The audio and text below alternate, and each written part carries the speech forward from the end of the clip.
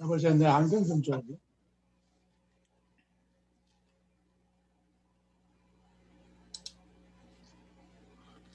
제자들은 예수님이 마태복음 23장 마지막 절에 보라 너희 집이 항폐하여 버려진 바 되리라고 하신 말씀을 듣고 무서운 생각이 들었습니다. 성전이 어떻게 무너질 수 있을까? 저 웅장하고 거대한 성전이 무너진다는 건 이해되지가 않았습니다. 어떤 대리석은 바벨론의 침공 때에도 건재했습니다. 그래서 제자들은 다시 예수님에게 여쭤봅니다. 성전을 가리키면서 그 거대한 돌들을 가리키면서 이게 어떻게 되겠습니까? 예수님도 이 성전이 정말 아름답고 웅장하며 최고의 건축술로 지어진 훌륭한 건물이라는 사실을 아셨습니다. 하지만 제자들의 질문에 대한 예수님의 답은 아주 진실되고 엄중하고 엄숙하였습니다. 내가 진실로 너희에게 이르노니 돌 하나도 돌 위에 남기지 않고 다 무너뜨려지리라. 이 말을 들은 제자들은 여전히 마음에 궁금증이 있었습니다. 그래서 예수님이 무리들과 떨어져 홀로 계실 때에 다시 예수님에게 찾아옵니다. 그러면서 마지막 때에 어떠한 징조가 있을 것인지, 예루살렘 멸망은 언제인지, 예수님이 재림하실 때 어떤 징조가 있을 것인지를 여쭤보게 됩니다. 이 당시 제자들이 말하는 재림과 세상 끝은 우리가 생각하는 재림과 세상 끝과는 차이가 있었습니다. 왜냐하면 제자들은 예루살렘 멸망을 예수님이 다시 오시는 사건으로 이해했기 때문입니다. 제자들은 얼마 있지 않아서 예수님이 이 예루살렘을 새롭게 하기 위해서, 이스라엘을 새롭게 하기 위해서 이제 세속적인 모습으로 다시 오리라 생각됐습니다. 그러한 의도로 예수님에게 여쭤봤는데 예수님이 이에 대해서 아주 자세하게 말씀하시지는 않았어요. 재림과 마지막 때가 언제인지 자세히는 말씀하지 않았지만 다만 마지막 때 나타날 여러 징조들과 예루살렘 멸망의 징조들을 섞어서 설명합니다. 왜냐하면 그 당시 제자들이 준비가 되어 있지 않았기 때문에 큰 충격을 받지 않도록 이렇게 섞어서 설명을 하는데 그 중에 뭐가 있냐면 예루살렘이 멸망하기 전 마지막으로 멸망을 피할 수 있는 방법을 말씀해 주십니다. 그게 마태복음 24장 15절 18절입니다. 그러므로 너희가 선지자 다니엘이 말한 바 멸망에 가정한 것이 거룩한 것에 선 것을 보거든 그때 유대에 있는 자들은 산으로 도망할지어다. 지붕 위에 있는 자는 집 안에 있는 물건을 가지러 내려가지 말며 밭에 있는 자는 겉옷을 가지러 뒤로 돌이키지 말지어다. 예루살렘이 멸망하기 전 멸망에 가정한 것이 거룩한 것에 선 것을 보거든 산으로 도망하라고 말씀하셨습니다. 멸망에 가정한 것이 거룩한 곳에 선다는 말의 의미가 아실 수 있는데 그거는 다음에 살펴보기로 하고 오늘은 멸망을 피하는 방법, 멸망을 피하기 위한 방법이 뭔지 좀 살펴보겠습니다. 이 교훈은 마지막 때를 살아가면서 예수님의 재림을 기다리는 우리에게도 동일하게 적용되는 말씀이기 때문에 잘 살펴봐야 됩니다. 예루살렘 멸망에서 구원받는 방법은 멸망에 가정한 것이 거룩한 것에 서게 될 때 산으로 도망하는 것입니다. 그런데 어떻게 도망가라고 했습니까? 지붕 위에 있는 자는 집 안에 있는 물건을 가지러 내려가지 말고 밭에 있는 자는 겉옷을 가지러 뒤로 돌이키지 말라고 하였습니다. 징조에 유의하면서 멸망에 가정한 것이 거룩한 곳에 선 것을 보거든 즉시 도망가라는 겁니다. 지체하지 말고 즉시 도망가야 합니다. 대쟁투에 이렇게 말하고 있습니다.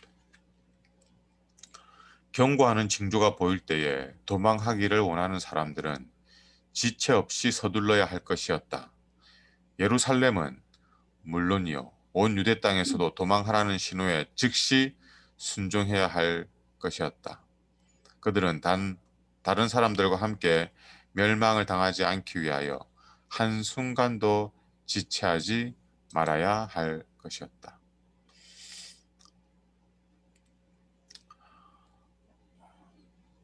지체 없이 서둘러야 했고 즉시 순종해야 했고 한순간도 지체하지 말고 도망가야 했습니다. 지체하지 않으려면 어떤 준비를 해야 할까요?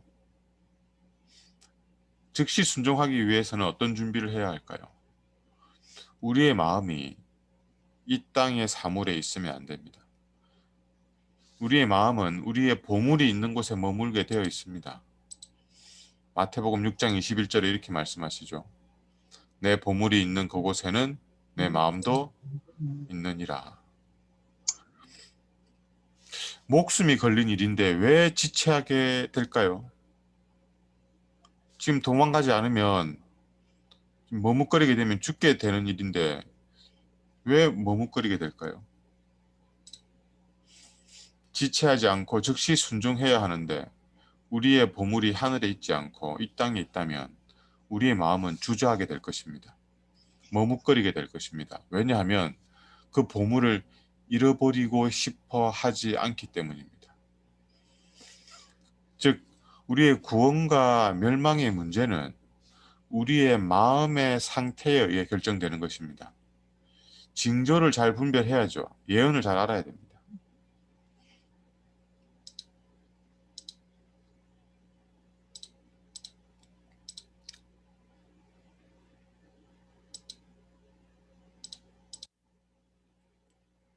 그러나 더 중요한 것은 우리 마음의 상태입니다. 물론 징조를 하긴 했을 때 어떤 방법으로 멸망을 피해야 하는지도 알아야 되죠. 그러나 더 중요한 것은 우리의 마음의 상태입니다. 우리의 마음이 이 땅에 머물러 있으면 우리는 징조를 분별하고 멸망을 피할 수 있는 방법을 안다 할지라도 멸망을 피하지 못하게 될 것입니다. 왜냐하면 우리의 마음이 그 구원을 거절할 것이기 때문입니다.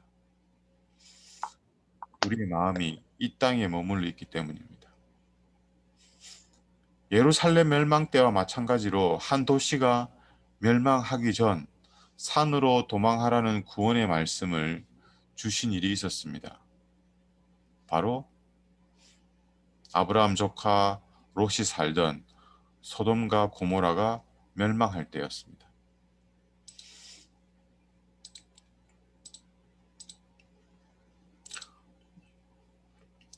창세기 19장에 그 내용이 나와 있는데요.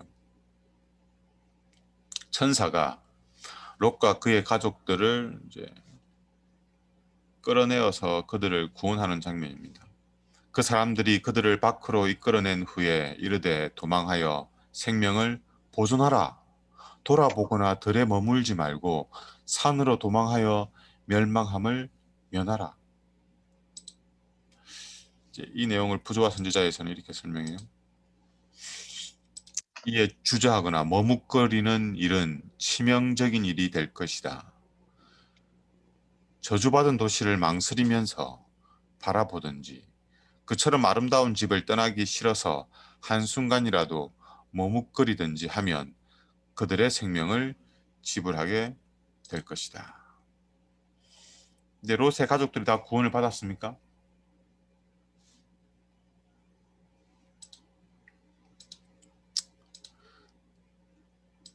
롯의 가족들 중에서 아내가 구원을 잃어버리게 됩니다.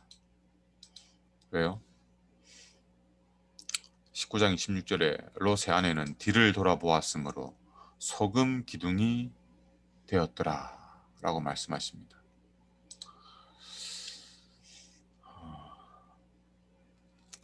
롯의 아내가 왜 뒤를 돌아보았을까요?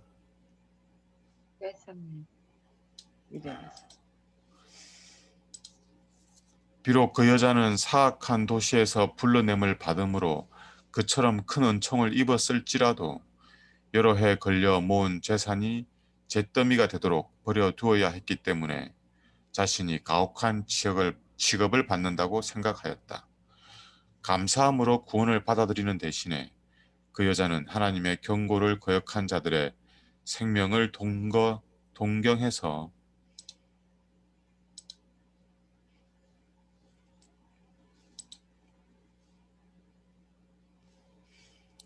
주제넘게도 뒤를 돌아보았다. 그 여자의 죄는 그녀가 살 가치가 없다는 것을 보여주었다. 곧 그 참가자로 여자는 생명의 보호에 대하여 그다지 감사를 느끼지 않았다. 롯의 아내는 하나님에게 큰 은혜를 입음으로 말미암아 멸망하는 소돔과 고모라에서 구출을 받았습니다. 그래서 그 상태로 쭉 산으로 도망을 가면 됩니다. 사실은 산으로 가지 않고 그 옆에 있는 소알이라는 도시로 도망을 가게 됐는데, 근데 이 여자가 뒤를 돌아보게 되죠. 경고를 무시하고 돌아본 이유가 뭐라고요? 감사함으로 구원을 받아들이는 대신에 자기가 평생 모아서 샀던 그 집들과 그 재산과 보물들이 너무 아깝게 느껴졌다는 것입니다. 그리하여 그 구원이 별로 감사하지 않았습니다. 그 도시가 멸망하는 것이 자기에게는 너무 아까웠어요. 구원이 감사하기보다는 그 멸망이 더 아까운 것이었습니다. 그리하여서 롯의 아내는 뒤를 돌아보고 멸망을 받게 됩니다. 우리의 마음은 우리가 가치 있다고 생각하는 것, 소중하다고 생각하는 것에 머물러 있을 것입니다. 보물이 있는 곳에 마음이 있습니다. 마음이 있는 곳에 보물이 있는 게 아니라 보물이 있는 곳에 마음이 있는 것입니다. 그리고 그 마음이 머물러 있는 곳이 하늘이 아니라 이 땅이라면 우리는 이 땅과 함께 멸망을 받게 될 것이 분명합니다.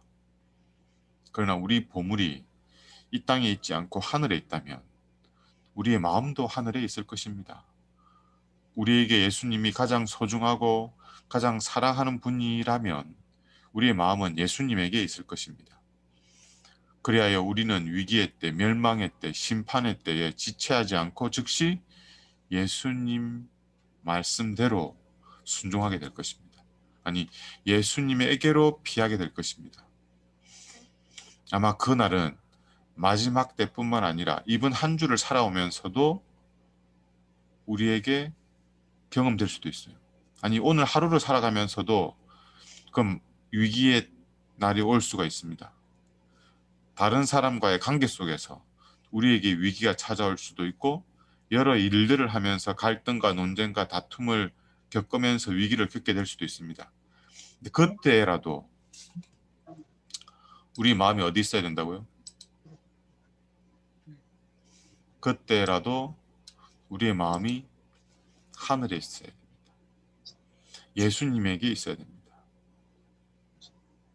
그렇게 되면 우리는 말씀대로 순종하게 될 것이고 우리의 산성 되시고 피난처 되시는 예수님에게로 즉시 달려가게 될 것입니다. 그리하여 그 위기를 모면하게 될 것이고 그 멸망에서 구원을 받게 될 것입니다. 오늘 하루, 새로운 한 주, 우리의 마음이 예수님에게 머물러 있기를 바랍니다. 아니, 예수님이 우리에게 가장 소중하고 가치 있고 사랑하는 분이 되셔서 예수님에게 우리 마음이 드려지기를 원합니다. 그렇게 될 때 우리는 그 위기의 때 예수님께로 달려가게 될 것입니다. 기도하겠습니다.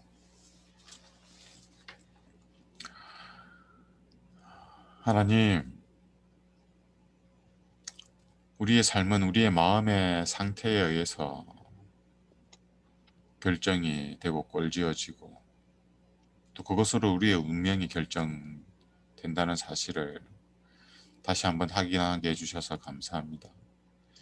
우리의 마음이 어디에 머물러 있는지, 우리가 가장 소중하게 여기는 것이 무엇인지 돌아볼 수 있도록 하여 주시고, 예수님을 향한 사랑이 회복되고 예수님이 우리에게 가장 소중한 분이 될 수 있도록 하여 주시옵소서.